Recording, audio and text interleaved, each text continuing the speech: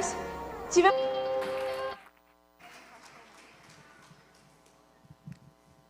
Saudar a igreja com a graça e a paz do nosso Senhor Jesus Cristo. Saudar você que nos assiste na TV aberta. Essa aqui é a igreja Primeiro Amor, uma jovem igreja localizada em Belém do Pará, que foi levantada nessa cidade para pregar o Evangelho, restaurar vidas, restaurar famílias e restaurar também a nossa geografia. Eu quero, antes de você sentar, te fazer 2 convites. Eu sei que o Senhor te trouxe por um propósito aqui essa noite, e eu sei que o Senhor te fez ligar essa televisão no canal 16.1 também com um propósito. Não foi por um acaso que você sintonizou essa televisão, não foi por um acaso que você veio aqui na Avenida José Bonifácio 690. Somente quem está aqui está percebendo que há realmente um mover do Espírito Santo aqui nessa noite. Há uma doce, forte presença de Deus aqui nessa noite. Eu estava adorando ali, eu estava realmente sentindo, estava arrepiado sentindo a presença de Deus. Eu não sei com que propósito você veio aqui ou você ligou essa televisão, mas eu sei que você vai sair daqui com uma bênção na sua vida hoje à noite. Deus tem algo para nós, eu creio nisso. Eu tenho certeza que você vai sair com alguma coisa especial na sua vida nessa noite.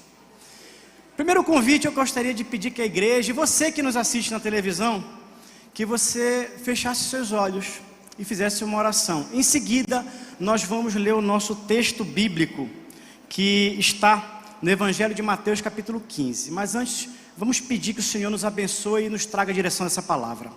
Senhor, nós estamos aqui nessa noite prestando culto a Ti, Senhor, Te adorando, porque nós reconhecemos que Tu és um único Deus.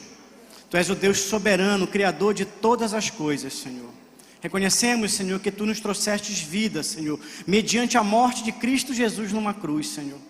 E na noite de hoje, Pai, nós queremos que Tu nos instrua. Queremos ouvir a doce presença do Teu Espírito Santo, a doce voz do Teu Espírito Santo, Senhor. Fala aos nossos corações, Senhor. Eu te peço nesse momento que Tu quebre qualquer cadeia, Senhor, que possa impedir a Tua palavra de frutificar, Senhor, de gerar resultados, Senhor. Que as preocupações, as tribulações, as angústias, a ansiedade, ou qualquer outra coisa que possa tirar a direção do Teu Espírito Santo, ou a atenção à Tua palavra e ao Teu mover nessa noite, possa ser repreendido em nome de Jesus, Senhor. Reina, Senhor, reina, Senhor, reina abundantemente e soberanamente em nossas vidas, e fala conosco nessa noite, Pai. Essa é a oração que nós fazemos a Ti no nome de Jesus. Eu escolhi um texto para compartilhar com vocês. Talvez você já conheça esse texto, mas é um texto que falou muito ao meu coração em determinado momento da minha vida, que fala exatamente de uma mulher sem nome, uma mulher chamada Mulher Cananeia. Mas a história dessa mulher foi retratada em 2 evangelhos, Evangelho de Mateus e Evangelho de Marcos. E tamanha foi a aventura dessa mulher, a história dessa mulher, que os 2 evangelistas relataram a experiência que ela teve com Jesus. E certamente quando a gente lê essa passagem, é impossível você, ao ler essa passagem, você não perceber que houve algo de muito forte ali, houve algo de muito profundo ali.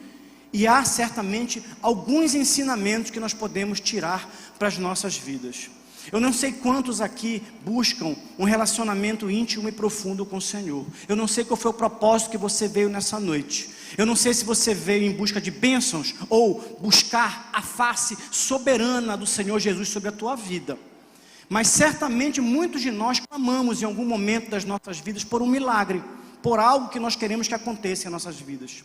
E há aqui uma história que nós vamos compartilhar, que é possível você aprender 9 lições desse milagre. E eu coloquei como título essa ministração: a pedagogia de um milagre, a mulher cananeia. Queria te convidar a ler, está lá também no telão, você que está na televisão também pode nos assistir. Mateus 15, versículo 21 a 28, diz o seguinte: partindo Jesus dali, retirou-se para os lados de Tiro e Sidom. E eis que uma mulher cananeia, que viera daquelas regiões, clamava: Senhor, filho de Davi, atenção, Senhor, filho de Davi, tem compaixão de mim. Minha filha está horrivelmente endemoniada. Ele, porém, não lhe respondeu palavra. Observe, ele não lhe respondeu palavra. E os seus discípulos, aproximando-se, rogaram-lhe: despede-a, pois vem clamando atrás de nós. Mas Jesus respondeu: não fui enviado senão as ovelhas perdidas da casa de Israel. Ela, porém, veio e o adorou. Ela adorou, dizendo: Senhor, socorre-me. Então ele, respondendo, disse: não é bom, atenção para a palavra, não é bom tomar o pão dos filhos e lançá-los aos cachorrinhos. Ela, contudo, replicou: sim, Senhor, porém os cachorrinhos comem das migalhas que caem da mesa dos seus donos. Então disse Jesus: ó mulher, grande é a tua fé, faça-se contigo como queres. E desde aquele momento, sua filha ficou sã. Amém? Pode sentar, querido.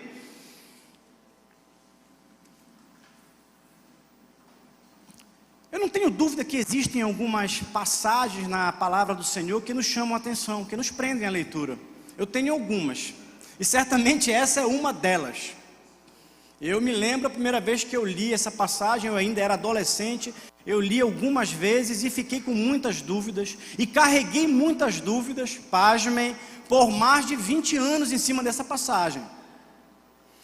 Até que um certo momento, o Espírito Santo foi me trazendo algumas revelações.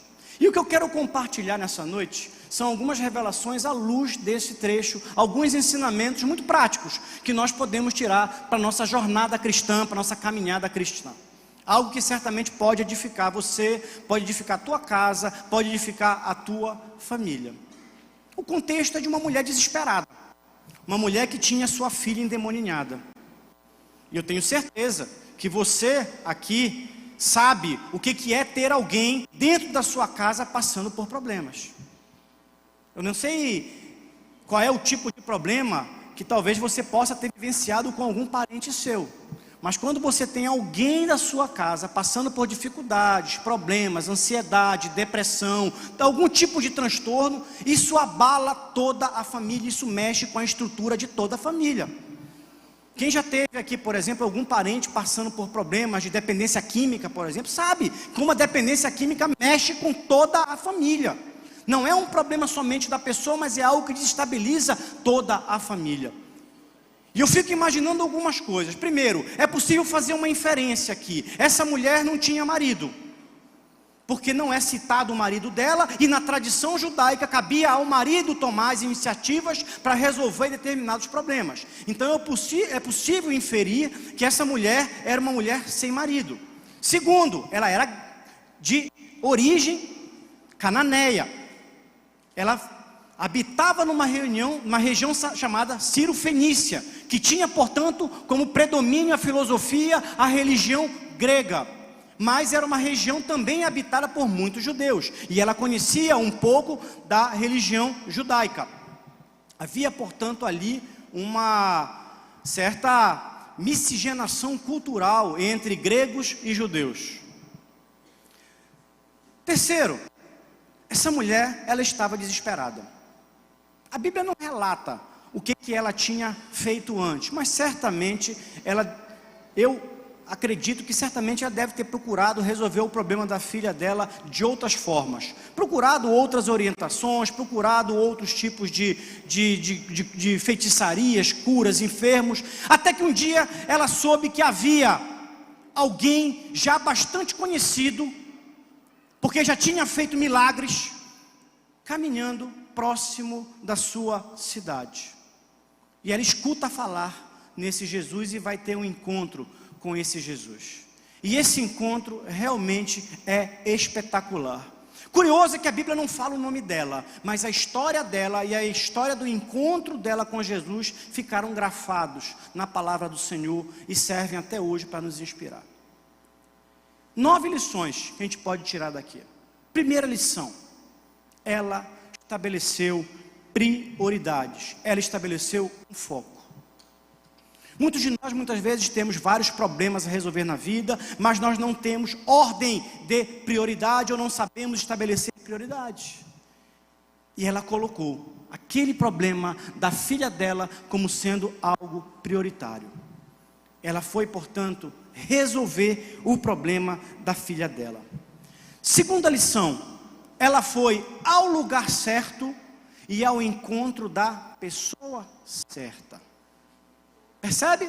Ela foi ao lugar certo e ao encontro da pessoa certa. E aí cabe uma pergunta: onde nós estamos indo?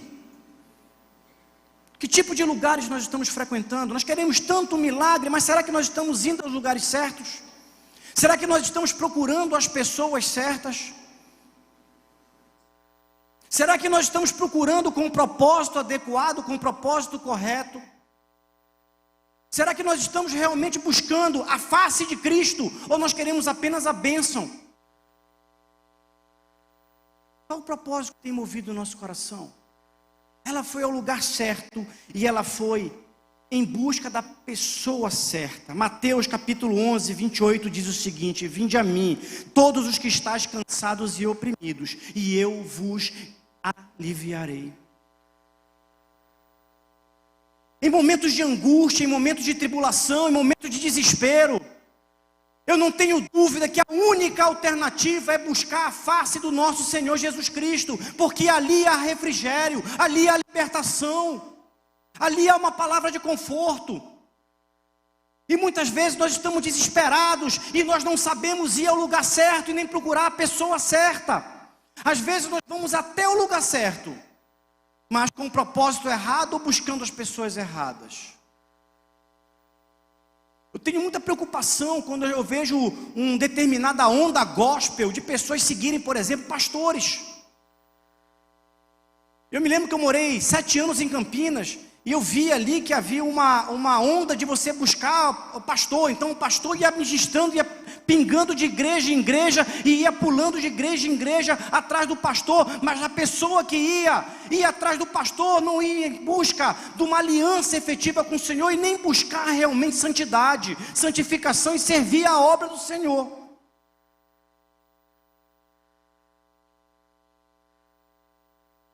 E eu gosto muito dessa igreja aqui, porque nessa igreja não tem nenhum popstar, mas tem um Deus altíssimo que opera milagres e faz prodígios aqui, independente de quem esteja aqui no púlpito ministrando. Por quê?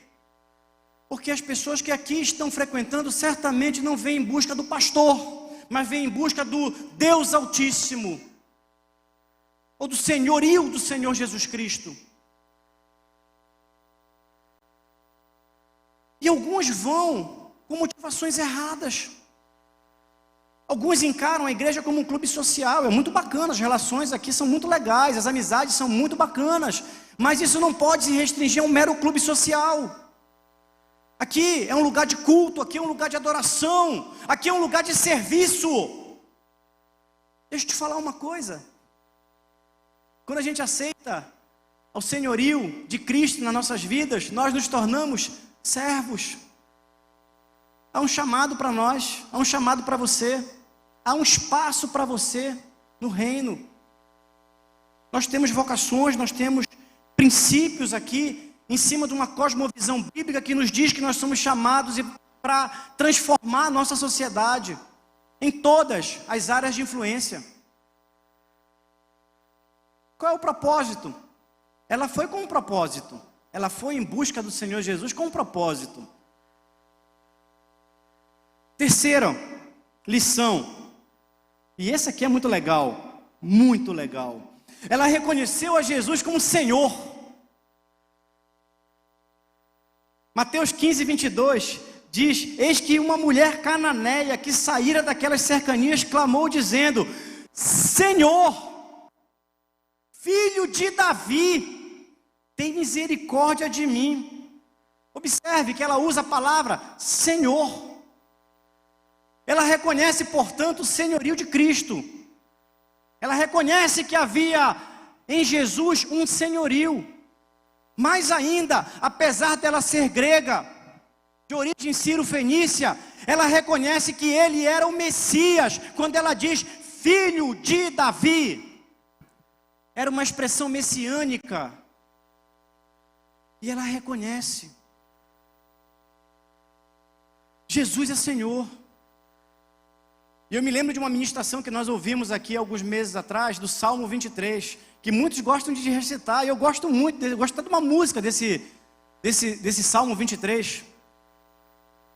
O Senhor é o meu pastor, e nada me faltará. Que a gente poderia inclusive fazer uma ministração sobre isso, porque na verdade a tradução correta seria, o Senhor é meu pastor, eu não preciso de mais nada. Essa seria a tradução correta. Mas fiquemos com aquilo que a gente costuma ler. Senhor é meu pastor e nada me faltará. Mas antes do nada me faltará, existe o reconhecimento de que há um senhorio. O Senhor. O Senhor. Ou nós que somos de uma cosmovisão judaica cristã, como não lembrar daquilo que está em Deuteronômio 6,4? Que é a profissão de fé central do monoteísmo judaico-cristão. Ouve Israel, o Senhor, o nosso Deus, é o único Senhor. Shema Israel, Adonai Eloheinu, Adonai Errad. Há um senhorio que precisa ser reconhecido. Há um senhorio que precisa ser reconhecido. Será que nós estamos reconhecendo? Nós queremos o milagre, nós queremos a bênção, nós queremos a libertação. Mas será que nós reconhecemos o senhorio? Ela reconheceu. Senhor, filho de Davi, Messias, Salvador, tem misericórdia de mim. Terceira lição. Quarta lição. Ela superou adversidades. E aí, quando eu penso nisso, eu me lembro de Romanos 8,35. Há uma pergunta que o apóstolo Paulo faz: quem nos separará do amor de Cristo? Será tribulação, angústia, perseguição, ou fome, ou nudez, ou perigo, ou espada? Quantos se afastam do evangelho na primeira ventania, na primeira tempestade? É o crente que não tem raiz, ou os fundamentos estão equivocados, ou frequenta uma igreja com o propósito equivocado, errado, não o verdadeiro propósito. E na primeira ventania, na primeira tempestade, na primeira tribulação, na primeira dificuldade, abandona a igreja, deixa de se congregar. Quando aí sim que deveria estar mais próximo, cultuando, adorando. Essa mulher nos ensina a superar adversidades. Ela tinha um propósito. Ela tinha um foco, estabeleceu prioridades, e ela foi em busca da sua prioridade, mas ela encontrou resistência. A primeira resistência dela foi os discípulos. Os discípulos. E ela clamava, e os discípulos tentavam de alguma forma afastá-la, e ela insistia. Ela continuou, e há uma segunda dificuldade: o silêncio de Jesus. Silêncio de Jesus, que muitas vezes é algo angustiante nas nossas vidas. Eu não sei você, mas eu já tive muitas vezes orações não respondidas na minha vida. E muitas vezes nós precisamos ter maturidade para entender que até mesmo o silêncio é uma resposta. Até mesmo o silêncio nos ensina alguma coisa. E nos faz refletir sobre o que nós estamos vivendo ou o que nós estamos passando. É um momento, portanto, de amadurecimento, é um momento de reflexão, é um momento muitas vezes de reposicionamento. Mas ela não desistiu em função do silêncio.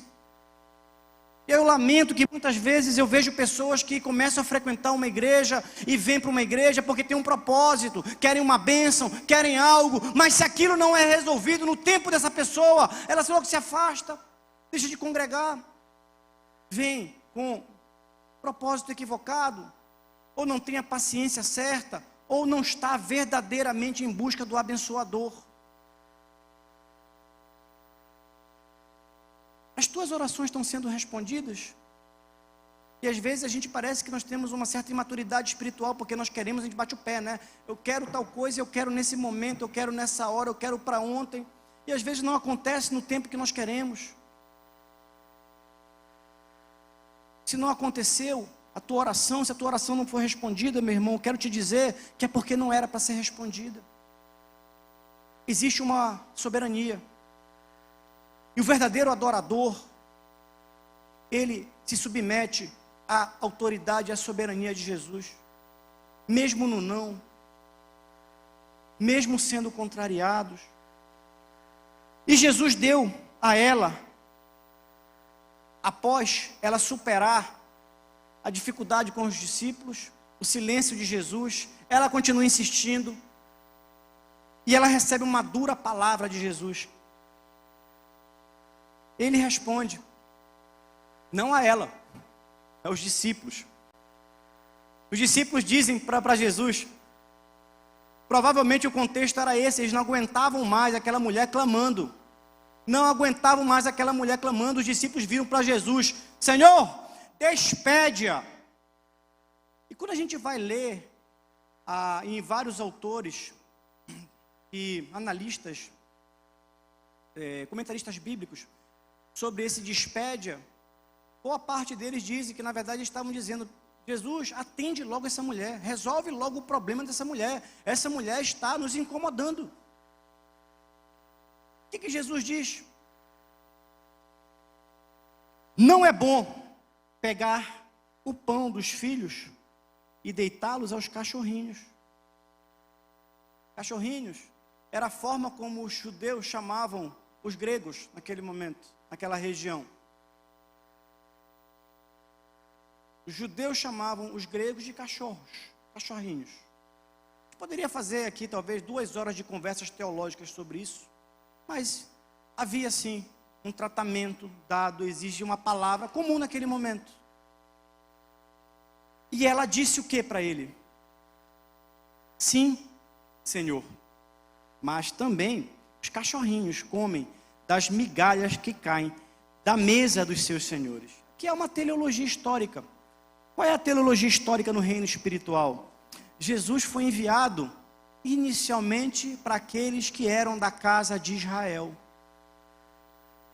Jesus não disse que não ia fazer. Observe, leia, é legal que a gente começa a interpretar texto, né? A gente lembra nas nossas lições de língua portuguesa, do ensino médio.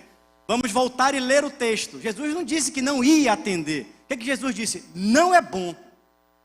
Não é bom que eu tire da casa de Israel e dê aos gentios.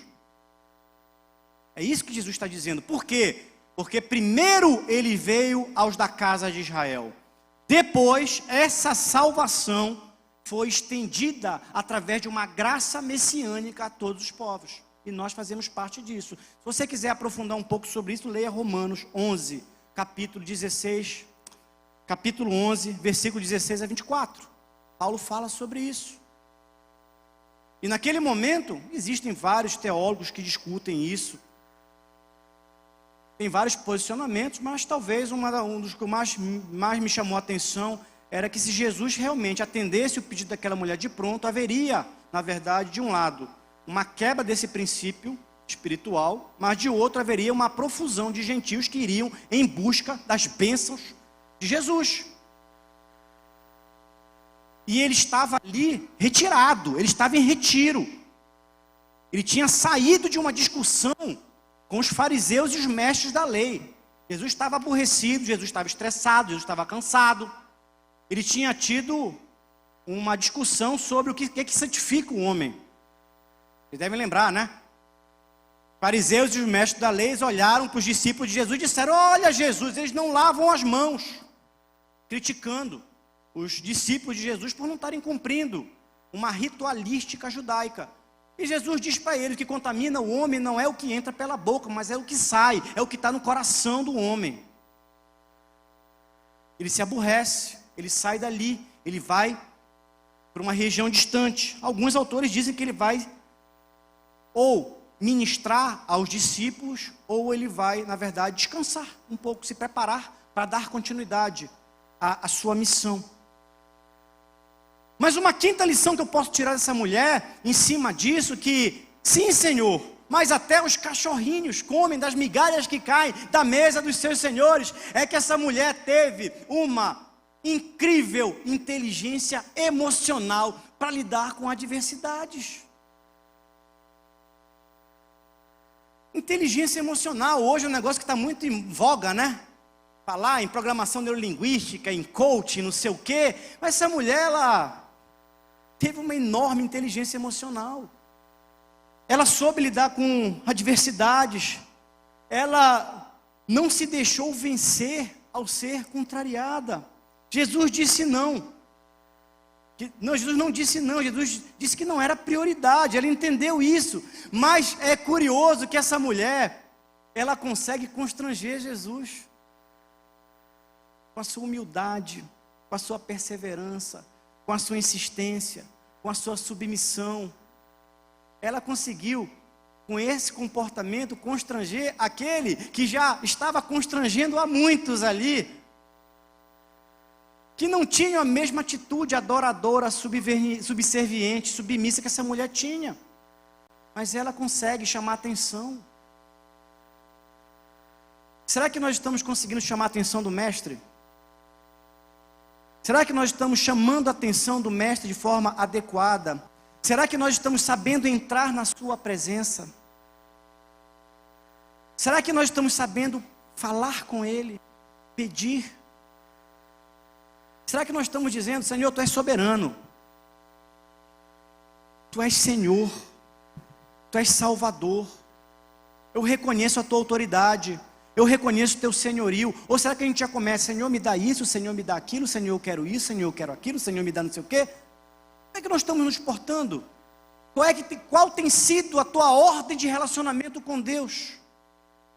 Há um Deus altíssimo ou há apenas uma imagem de uma figura que você transforma num servo de um cristão imaturo que pede, mas não quer ter uma vida no altar, não quer ter a vida transformada, não busca santidade, não busca mudança de atitude, não busca rever seu temperamento, não tem inteligência emocional? Qualquer momento explode, qualquer circunstância sai chutando a cadeira, não sabe se relacionar, não sabe ouvir um não. Essa mulher nos ensina que a inteligência emocional, o equilíbrio, o reconhecimento do senhorio e o saber entrar da forma adequada faz toda a diferença. Sexta lição, ela clamou insistentemente.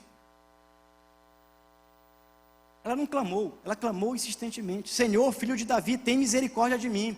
Senhor, filho de Davi, tem misericórdia de mim. Nós temos clamado? Ou a gente é aqueles que, aquela oração ritualística antes de dormir, aquela oração, às vezes, no chuveiro, dirigindo um carro, um ato protocolar religioso, ou nós temos efetivamente clamado? Você tem se colocado no altar? Nós precisamos, quando nós queremos efetivamente um milagre nas nossas vidas, clamar.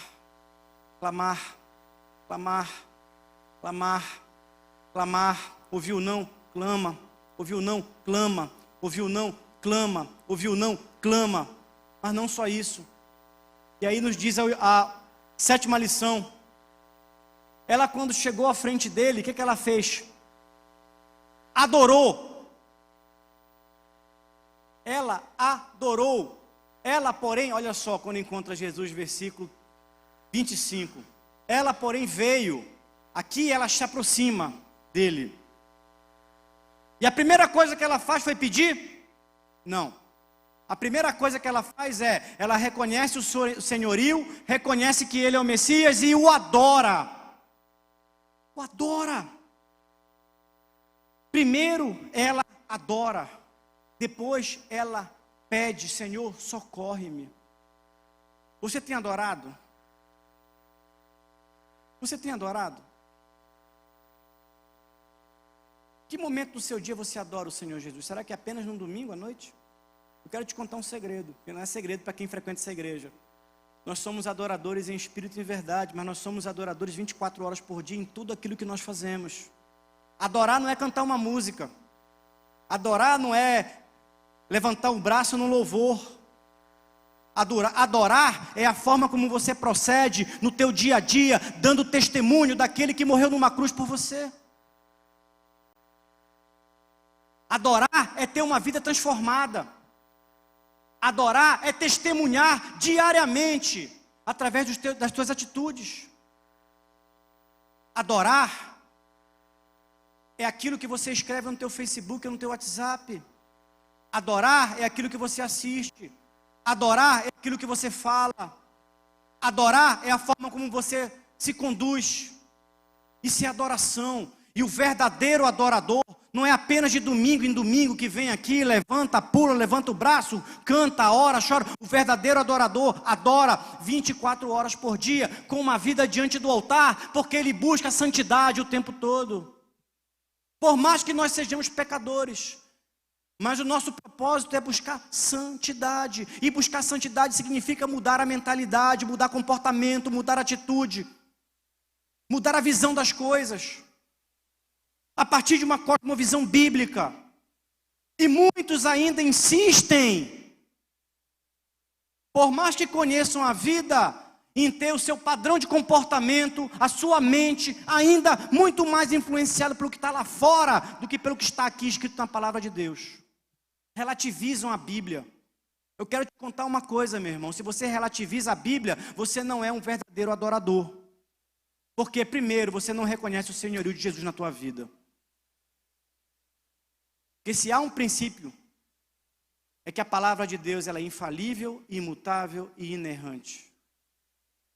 E ele se expressa pela sua palavra. E se nós relativizamos aquilo que está aqui escrito, não, mas espera aí, eu não concordo com isso, eu acho que isso não é bem assim, porque eu li um texto de um professor que me passou, que dizia outra coisa. Não, eu acho que a Bíblia é um livro temporal. A Bíblia foi escrita dentro de um contexto, de uma cultura de 2000 anos atrás. Nós temos que trazer a Bíblia e relativizar a Bíblia. Inclusive eu tenho ouvido, lamentavelmente, muitos que se dizem pastores com essa afirmação.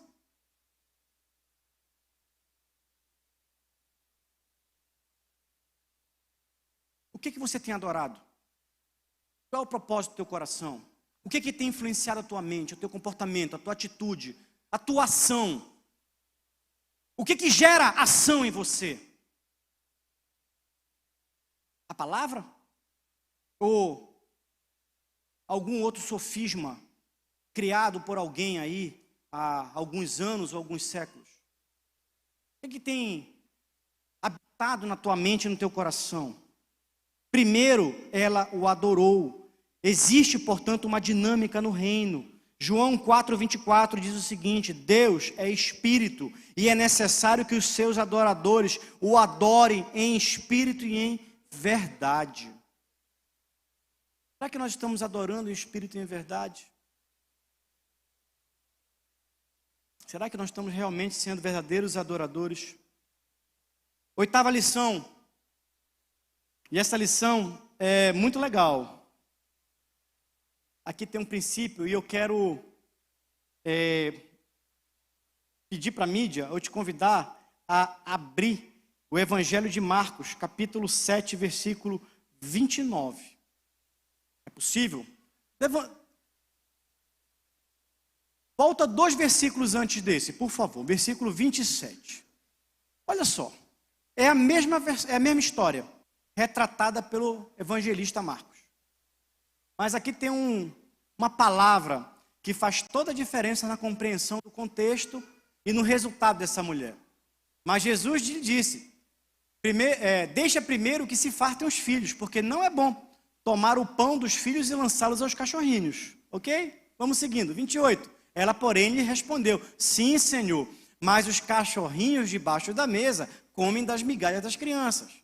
Em seguida, então, lhe disse, quem lhe disse? Jesus lhe disse. Olha só que coisa legal. Por causa desta palavra, podes ir. O demônio já saiu da sua filha. Vou te fazer uma pergunta aqui. Quem libertou a filha dela?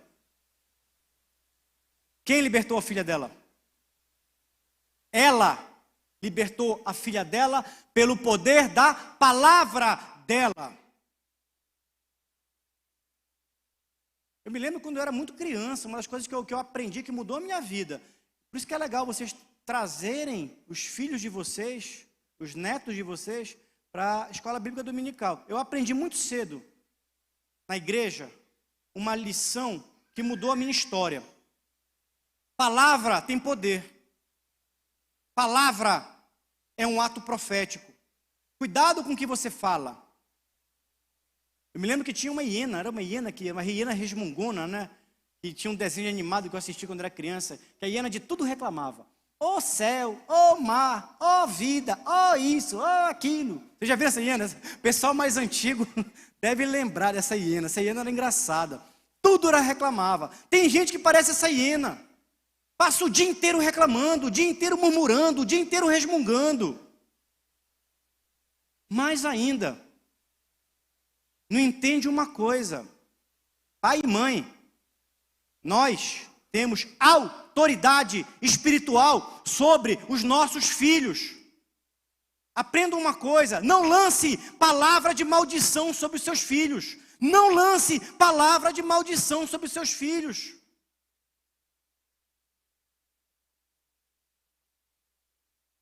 Abençoe, declare, proclame, derrame bênção sobre seus filhos.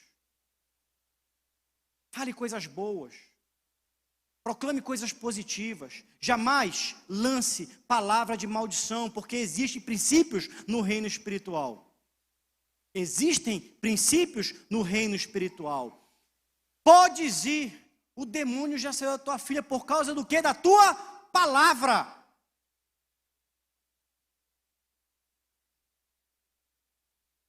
Eu sei que tem muitos demônios, espíritos, que só saem com jejum e oração. Mas muitos de nós ficam cultivando o demônio dentro de casa com aquilo que vai dizendo durante o dia a dia. São as pequenas palavras venenosas, são as pessoas maldicentes, as pessoas que vão lançando palavras venenosas durante o dia a dia. Você percebe o que eu estou dizendo? Aquilo tem um efeito psicológico, mas aquilo também tem um efeito no reino espiritual. Cuidado com o que você lança, cuidado com o que você professa, cuidado com o que você declara. Essa mulher nos traz uma lição. Palavra tem poder.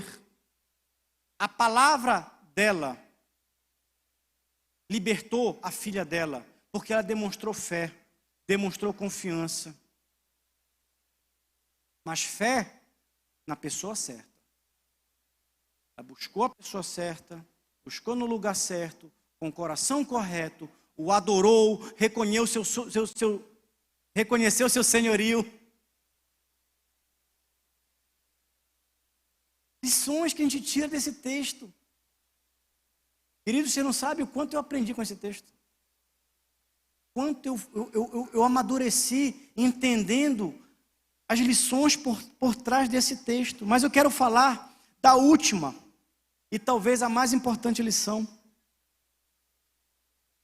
Quando você vai falar um pouco sobre esse texto, você vai analisar os comentaristas bíblicos, existem algumas versões sobre esse texto. Eu particularmente acho que tem duas que são mais próximas do ideal, do correto. Primeiro, é um grupo de comentaristas bíblicos que vai dizer o seguinte: isso aconteceu porque Jesus estava testando a fé daquela mulher. Estava testando a fé daquela mulher. E eu acho que é válida essa interpretação. E muitas vezes nós não temos o nosso pedido prontamente respondido, porque Jesus testa a nossa fé. Nos prova. até onde o nosso coração está realmente imbuído de um propósito correto. Mas tem uma outra interpretação que fala muito forte aos nossos corações. Para quem era essa lição? Para a mulher? Não. Essa lição era para os discípulos, que eram os personagens ocultos ali. Eles estavam observando tudo isso, estavam presentes na cena. A mulher chega, começa a clamar, e eles dizem: Senhor, atende logo essa mulher, ela está nos incomodando, mande ela logo embora. Não é bom que eu tire da casa de Israel e dê aos gentios. E ela se aproxima, ela entra na hora certa. Ele deu a deixa, ela entrou. Senhor, mas até mesmo os cachorrinhos comem das migalhas que caem da mesa dos seus senhores.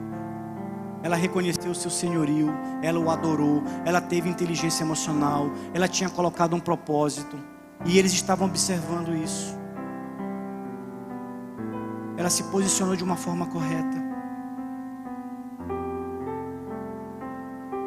O testemunho dessa mulher era para os discípulos, para que os discípulos, ao olharem para a vida daquela mulher, pudessem ter uma lição de perseverança, de insistência, de fé, de comportamento, de insistência, de atitude. E essa lição fala muito aos nossos corações, porque muitas vezes nós passamos por dificuldades em nossas vidas. Não vou perguntar isso porque eu tenho certeza que todo mundo aqui já passou por um momento de tribulação, de angústia. Já passei por alguns. Já passei por momentos onde já tive emoções as mais diversas que vocês possam imaginar. As mais diversas que vocês possam imaginar, porque eu sou totalmente humano, tanto quanto vocês. Já tive momentos de ansiedade, de tristeza, de angústia, de ira. Já me irei. Mas entendam uma coisa. Aqueles que entregaram a sua vida ao senhorio do Senhor Jesus, um dia e reconheceram que eu sou um pecador, eu não sou digno, eu sou um pecador, eu entendo que há um Deus criador de todas as coisas, que enviou seu Filho nesse mundo para morrer por mim numa cruz, morreu uma morte no meu lugar, e através do seu sangue me libertou, me lavou, me purificou e me deu a oportunidade de ter uma vida íntima e relacional com Deus. Porque o sangue derramado dele me lavou e me purificou de todo pecado. E a partir desse ato sacrificial numa cruz, eu pude ter acesso ao Santo dos Santos. Eu pude ter acesso à face de Deus. Eu pude ter o privilégio de ter um relacionamento íntimo e profundo com Deus. Nós não precisamos de mediadores. Nós temos acesso, através de Cristo Jesus, diretamente ao Deus Criador. Mas certamente a tribulação vem, a angústia vem, a dificuldade vem, as dores vêm. Dos 12 discípulos, apenas um morreu de morte natural. Os outros foram mártires, foram mortos, foram perseguidos, foram chicoteados, foram crucificados, tiveram sua cabeça cortada. Quantos de nós passamos por angústias, por tribulações, nós perdemos entes queridos, nós passamos por dificuldade, nós temos problemas financeiros, temos problemas familiares, a família muitas vezes se desestrutura por algum motivo, e parece que é o fim, parece que não tem solução, entra o desespero, a vontade que tem é de deitar, fechar os olhos e não mais abrir no dia seguinte o olho, porque quando você abre no dia seguinte o olho, parece que os problemas vêm todos de volta. Não sei quantos de vocês já passou por um momento desse. Vontade de dizer o seguinte: poxa, eu queria que esse dia nunca tivesse existido na minha vida. Tamanha é a dor que eu estou sentindo, tamanha é a angústia que eu estou sentindo. Mas observe uma coisa, meu irmão. Assim como essa mulher, ela estava sendo observada pelos discípulos, e a sua vida foi uma lição para os discípulos, a nossa vida, ela também é um testemunho vivo. A tua dificuldade, a tua luta, a tua angústia pode ser a melhor palavra de salvação para quem está te observando e para quem te cerca. no teu ambiente de trabalho, na tua família, na tua casa. Quando as pessoas começam a olhar e começam a pensar como é que ele ou ela estão resistindo a tudo isso, estão superando tudo isso. No lugar dele eu já teria desistido, já teria feito outras coisas, já teria partido para a violência física, mas a gente consegue manter tranquilidade, calma, serenidade no meio da tempestade. Eu quero te dizer uma coisa, eu não sei se você já viveu, se você está passando por uma dificuldade na tua vida, ou de repente tem algo errado na tua vida, algo que você considere assim, isso não está adequado na minha vida. Entenda uma coisa, as pessoas estão te observando, e quem te observa, não observa o João, a Maria, o Pedro, o Henrique. Quem observa um discípulo de Cristo. O teu testemunho pode ser fundamental para transformar vidas, para que pessoas possam entender que há um Deus soberano, que no meio de muita angústia, de tribulação, ainda é possível manter a paz, a serenidade, a calma, e acreditar que o amanhã pode ser melhor do que o hoje. Essa mulher acreditou, essa mulher testemunhou, essa mulher serviu de instrumento de edificação para os discípulos. Não é à toa que essa mulher edifica as nossas vidas até hoje. Uma mulher que não tem nome, mas é uma mulher que pela sua atitude deixou um legado, deixou uma história, deixou uma lição. Fique de pé que eu quero orar por você.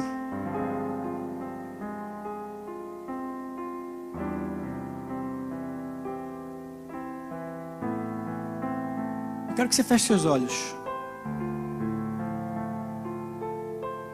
Eu vou pedir nesse momento para que você esqueça quem está ao seu lado, você que nos assiste na televisão, esqueça o mundo ao seu redor e faça uma autoanálise, uma autoavaliação.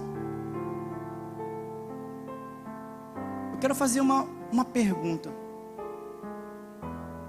Talvez você tenha escutado essa palavra nessa noite e isso tenha ministrado o teu coração. E você esteja pensando assim, que Jesus é esse? Eu não tenho ainda contato com esse Jesus.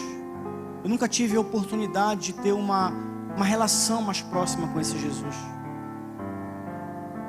Existe alguém aqui nessa noite que ainda não entregou a sua vida para Jesus e queira fazer nessa noite, dizendo, eu quero, como essa mulher fez, reconhecer o senhorio de Jesus Cristo na minha vida. Talvez você esteja nesse momento na televisão assistindo essa mensagem, tomando essa decisão. Eu quero te dizer uma coisa, essa é a melhor decisão que você pode ter na sua vida. A história da minha vida foi mudada e a história de muitos que aqui estão presentes foi mudada exatamente no dia em que nós nos despimos de qualquer vergonha e publicamente nós professamos que nós aceitamos a Jesus como Senhor e Salvador da nossa vida.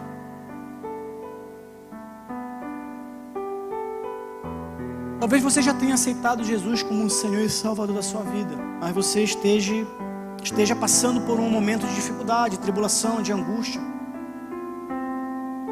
E o desespero muitas vezes tem batido no teu coração.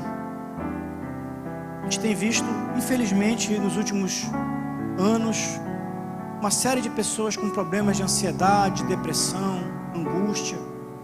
Muitas até chegam ao ponto de dizer, não tenho mais solução, eu não acredito em mais nada, eu não tenho mais expectativa de vida. Mas há em Jesus Cristo uma nova vida para você. Ele tem poder para te libertar, Ele tem poder para mudar a tua história.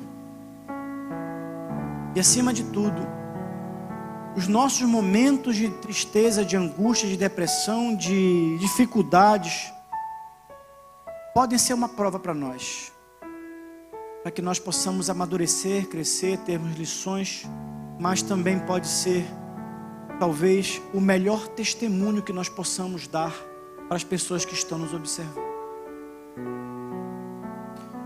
Quero fazer uma oração com vocês nessa noite. Feche seus olhos. Senhor, nós estamos aqui, Pai, nesse domingo à noite, prestando culto a Ti, Senhor. te adorando, Senhor. Declaramos que Tu és soberano, Senhor. Tu és rei, Senhor. Tu habitas, Senhor, em meio aos louvores, Senhor. E nós estamos aqui para te adorar, para te louvar, para te glorificar, Senhor. Pai, obrigado, Senhor, porque Jesus Cristo morreu numa cruz para que nós pudéssemos ter, Senhor, liberdade, vida eterna, Senhor. Vida em abundância, vida em plenitude, Senhor. Se alguém, Senhor, na TV aberta nesse momento está tomando a decisão de entregar a sua vida, Senhor, que Tu possas estar nesse momento com Teu Espírito Santo, Senhor, abraçando essa pessoa, Senhor, acalentando esse coração, Pai, acalmando essa alma, Pai, e que essa pessoa possa a partir de agora substituir essa tristeza, essa angústia, essa dor pela paz que excede todo e qualquer entendimento, Senhor, mas que só sente aquela pessoa que um dia tomou a decisão de entregar, Senhor, a vida a Ti, Senhor. Pai, eu quero Te pedir, Senhor, por aquele irmão, aquela irmã, Senhor, que está passando por um momento de dificuldade, de angústia, de dor, de perda, e talvez tenha vindo a esse culto, Senhor, nessa noite, com o coração apertado, com o coração contrito, Pai, sentimento de perda, de dor. A vida talvez não tenha sentido mais, Senhor, mas que Tu possas estar nesse momento restituindo, restabelecendo, Senhor, erguendo, Senhor, levantando, Senhor, libertando, curando, Senhor. Pai, só o poder do Teu Espírito Santo, da Tua palavra podem fazer essas coisas, Pai, nós acreditamos nisso. Se nós proclamamos, Senhor, é porque nós cremos, Senhor, nós temos fé nisso. Pai, obrigado pela oportunidade de estarmos essa noite, Pai, Te adorando, compartilhando essa palavra, Pai. Que essa palavra possa frutificar, Senhor. Que essa palavra possa render frutos, Senhor. Que essa palavra possa edificar, Senhor. Que essa palavra possa constranger. Mas acima de tudo, Senhor, que essa palavra possa gerar reposicionamentos diante do Teu altar, em busca de santidade, em busca da Tua face, para que nós possamos ter um relacionamento cada vez mais próximos de Ti, Senhor. Mas acima de tudo, Senhor, com corações de servos, Senhor, de adoradores, verdadeiros adoradores em espírito e em verdade, Pai. Essa é a oração que nós fazemos a Ti no nome santo de Jesus. Amém.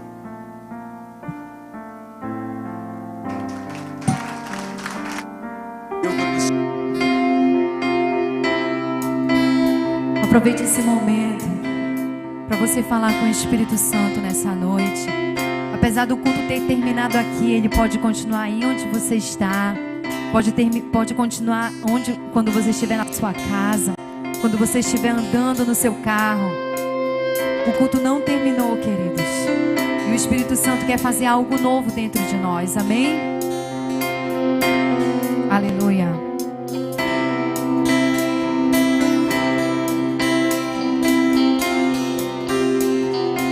Sempre vou lembrar